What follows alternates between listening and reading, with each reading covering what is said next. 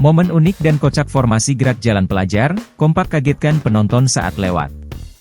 Tengah ramai detik-detik saat tim gerak jalan pelajar tiba-tiba mengagetkan penonton yang berada di bahu jalan.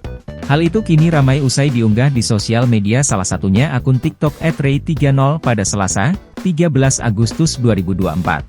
Pada unggahan, terlihat perekam video menyorot momen saat tim peserta gerak jalan bernomor 30 berada di jalan.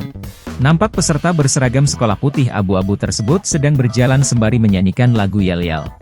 Kemudian saat mendekati sejumlah penonton pemuda yang duduk di atas motor, peserta formasi tersebut lantas melakukan atraksi yang tak terduga. Mereka tiba-tiba kompak menghadap ke penonton sembari mengagetkan dengan nada meninggi dan kalimat "door".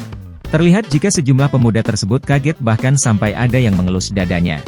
Tak hanya itu, pada video lainnya terlihat jika para peserta itu juga mengagetkan emak-emak yang melintas. Emak-emak pada video tersebut bahkan sampai kaget dan menutup wajahnya. Video formasi gerak jalan unik ini pun ternyata menimbulkan gelak tawa penonton karena unik dan tak biasa. Belum diketahui waktu kejadian, namun disinyalir lokasi momen kocak ini berada di Kabupaten Tulungagung, Jawa Timur. Video yang berdurasi 29 detik ini pun kini ramai ditanggapi oleh warganet.